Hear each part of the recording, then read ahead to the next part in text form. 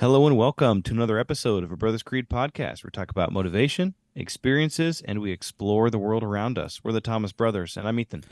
And I'm Jared, and today we continue our CREDO episodes, where we talk about a certain creed or a single credo or an attribute that you can add to your personal creed, which is a set of principles or beliefs that you live your life by.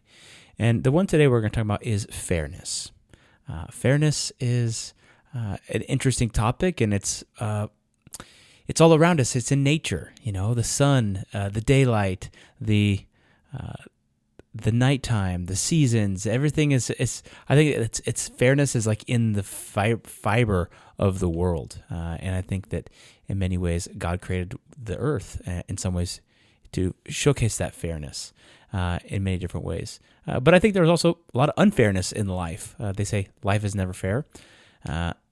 So we're going to talk about today a few. We're going to talk about some interesting. There's so many different aspects of fairness you can talk about, but Ethan and I chose two different ones, and so we will explore it.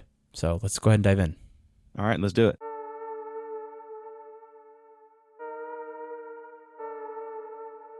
Yeah, I'm thinking I'm back. Most valuable commodity I know of is information. And that, my friends, is called integrity. That's called courage. Now that's the stuff leaders should be made of. Either you're somebody or you're nobody. You're not the devil. You're practice.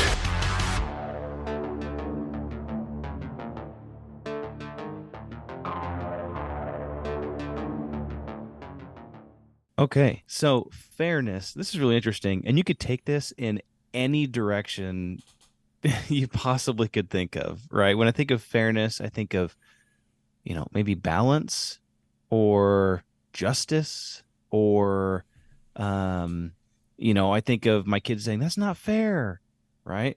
I think of myself saying, well, dang, that's not fair. I think of,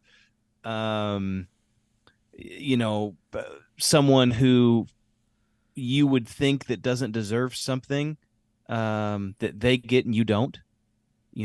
I think of work-life balance, right? I think of there's so many things. But one story that kind of just kept coming up in my mind as I was mulling this over in my preparation was the story that I'm sure most people have heard. But this story took place once upon a time in the grand old city of Jerusalem. And there once lived two women in Jerusalem that shared a terrible dispute over a baby. Right? Both of these women claimed that they were the mother of this child. One of the mothers had lost a child, and the other mother, they both had birthed children at the same time. One mother had lost a child and the other mother didn't. And so the argument grew so heated that both women actually were claiming right to this child. They were both saying, this is my child. No, it's my child. And they were arguing back and forth. Didn't have DNA tests back then to prove it. The argument grew so heated that it actually reached the ears of the king, who was King Solomon. King Solomon, yeah. Right. So King Solomon was a very wise king to a certain extent. He had lots of experience. And concubines. And concubines, right? That's for a different story. That's for a different podcast. So what he did is he called these two women to court and decided to run a test. Maybe this would be a test of fairness or a test of I don't know, to decide who really was the true mother of this child. Who was the imposter, right? So in his wisdom, King Solomon devised this plan to not only teach a lesson, but to determine who was the mother of the child. So one woman, so what happened was they came before the king, and he ordered that the baby be brought before him. And so he announced his judgment, and he ordered a sword be brought into the chamber. And he said, since you both claim, talking to the mothers, Since you both claim to be the mother of this child and cannot agree, we shall cut the baby in half, giving each one half, giving each of you one half.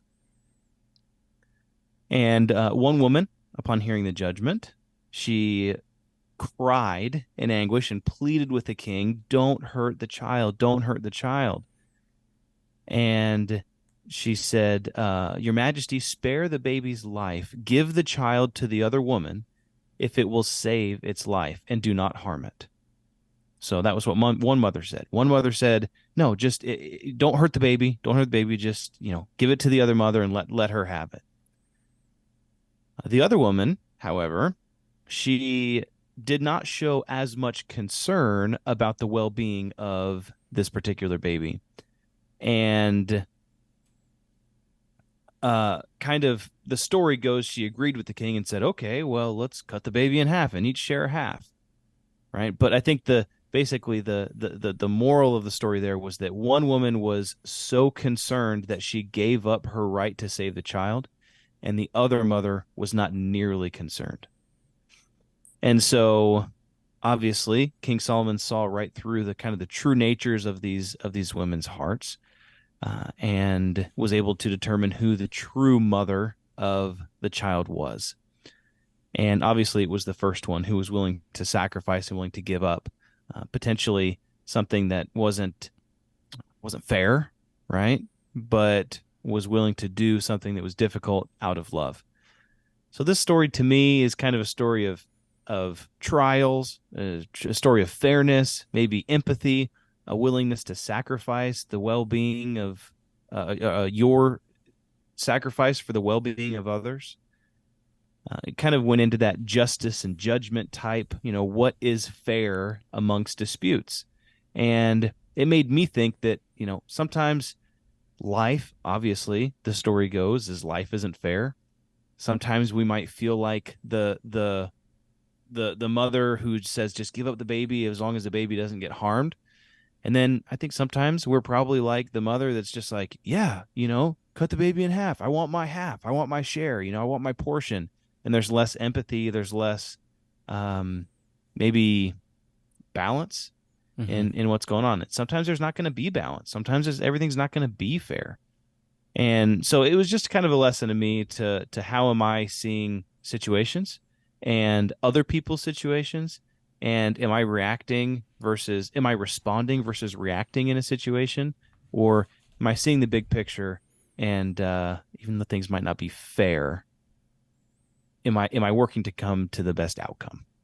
So well, that was my story. Yeah, I think it's interesting, like how is one going to determine if something is fair or not? If I look at my neighbor, beauty is in the eye of the beholder, right? It's like, what's fair? Yeah, if I look at my neighbor and I say, "Oh, this guy's super rich," and that's not fair, like, how is it not fair? Like, maybe he worked hard. Like, I don't know the intricacies of his life enough to know that he fairly or unfairly got that, or what he has. But even if he did get it unfairly, I think that there's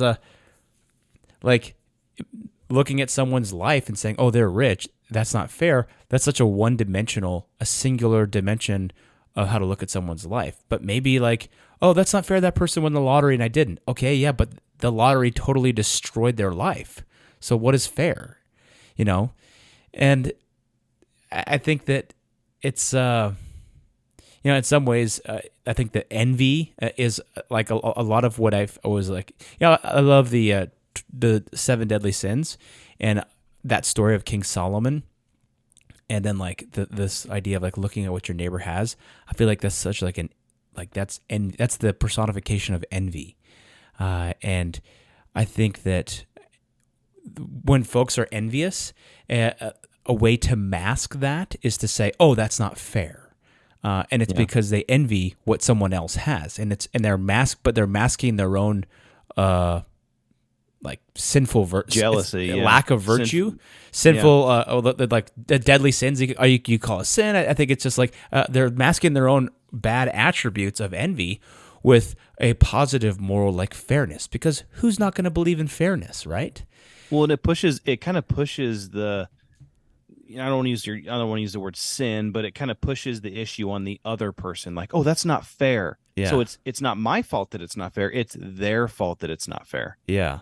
And so it kind of pushes the insecurity on someone else that, maybe they got their money fairly. And then it makes you the victim, and people love being the victim. Oh yeah. So it's like, oh, I'm envious. I don't like the sound of me being envious. So now I'm going to become the victim. That's not fair. Look what they got, and I don't have that. I work just as hard. So I think that happens a lot. But in some ways, I do think that there is unfairness in our society. One thing that I kind of went along the same themes, but I wanted to talk a little bit about the symbolism of Lady Justice, or which many people know of. So, like, Lady Justice is one of the most prominent figures and allegorical personifications to ever exist. Lots of folks recognize the statues all over the world. Lady Justice is the supposed moral compass across all judicial systems and is the ultimate symbol of impartiality, fairness, that apply to everyone regardless of religion, race, power, or stature. And so there's a couple different, you guys might know this, it's a statue of a woman, and she's holding in her left, well, sometimes it's depicted differently. Sometimes it's in the left hand, sometimes it's in the right hand, but she's holding a scale. And the idea with the scale is that it symbolizes a thorough weighing of the evidence and claims presented to her. And so she's weighing this thing, and it's a scale that if there's more evidence on one side and it's heavier, that's going to drop further, and so you will have that decision. And another one of the tenets that you will commonly see with Lady Justice, but not always, is a blindfold.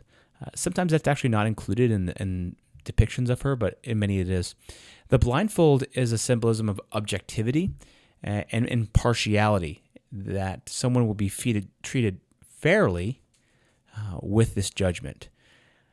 And I think that this unbiased look is so important. I feel like in our society right now, with whether that be Supreme Court justices or local justices, like, there has to be an unbiased look. And so instead of talking about the negative, I'll talk about the positive. Something that I saw in the news that I was like, oh, that's nice. Recently there's a New Mexico mayor who basically is saying, oh, because there's been gun violence in our city, we need to do a month-long pause on anybody's right to carry a gun at all. So she's basically trying to pause or put a stop to the Second Amendment. Obviously, a lot of people were not happy about that. None of the sheriff's department said they were going to enforce it. And you can't just pause people's their constitutional amendments unless in a it's state of emergency. I can do whatever I want. That is kind of true under like a martial law situation. So I think that's what she was trying to get at, but she didn't declare martial law. And so there's this judge that is actually appointed by Biden. So with that, you'd expect like, oh, man, this guy's just gonna, he's just gonna side with whatever anti-gun policy, because that's how things are basically done nowadays, is just by politics. But actually, he froze her order, and he said this is unconstitutional, and he put a freeze to that. So I was like, hey, I love that impartiality. To say like this is not part of the Constitution. Like, our oath is to uphold the Constitution, and this breaks that. And so he put a freeze to that. So I think it's that's the kind of blind justice. When I think that for me, whenever the Kyle Rittenhouse case happened, and that whole thing went through, and all the stuff that was in the media said about him and everything, and then they went through and weighed all the evidence and showed everything. They televised the whole thing, and it was abundantly clear that he was innocent. He may have been an idiot in some ways, but he was innocent of the charges that he was charged with. I was like, there's still hope for our system. So anyway, but going back to Lady Justice, that was a little side tangent. There is a blindfold. Kenosha Kid. Kenosha Kid. There's a blindfold. Also, sometimes she's represented with a toga that is representative of the significance with the mantle of responsibility and high-level philosophy that accompanies those who practice law and enforce justice. So sometimes you'll see that. And then one of the other principal things is a double-edged sword. So it symbolizes authority, respect, transparency in the ruling that could go either way. So I think it's interesting that it's a double-edged sword, and that, like with anything, when you talk about double-edged sword, it's like it could hurt others just as much as it could hurt you.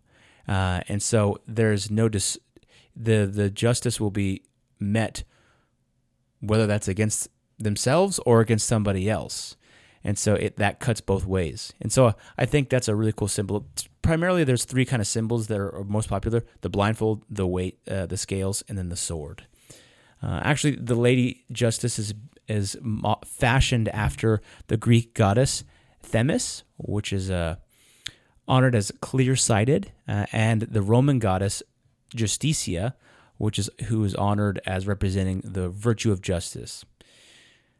So I think that I think Dad has like a statue of this in his house, probably inherited from Grandpa from some lawyer's office. Next to the stagecoach. Yeah, but I think it's a really cool symbolism of what fairness is and what a civil society should strive for in the way that we weigh and measure and provide equal protection and unbiased rulings under the law. And if we get to a place where we abandon that, or Lady Justice is being paid off, or the judges are corrupt, or as soon as that symbol becomes less important to our society, and we're now just doing favors, or we're weaponizing the government or weaponizing these judges, I think that's a downhill. And I think we have entered in that in some ways, but I think in some ways there is good out there. So those are my thoughts on fairness.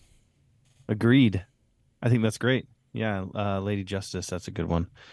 Well, with that, let's learn from today's conversation about fairness and all of its qualities. Obviously, there's so many different facets of this, but how can you apply fairness in your own life, to your own creed, in your interactions with your family and your friends, those that you work with, and those in the community? How can you be more fair with people? And how can you teach that, yeah, sometimes things aren't always fair or what seems to be fair? So let's apply it to our lives and let's build that creed together. Let's do it.